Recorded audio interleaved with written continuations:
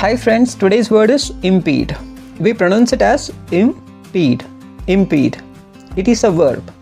Impede means to slow down or block the progress of something. In simple words, it's when something gets in the way or makes it harder for something to move forward. Let's look at some example. Traffic jam impede daily commutes. That means traffic slows people down on their way to work or school. Let's look at another example. Fear can impede personal growth. That means being afraid can stop you from improving or moving forward in life. I hope it was clear.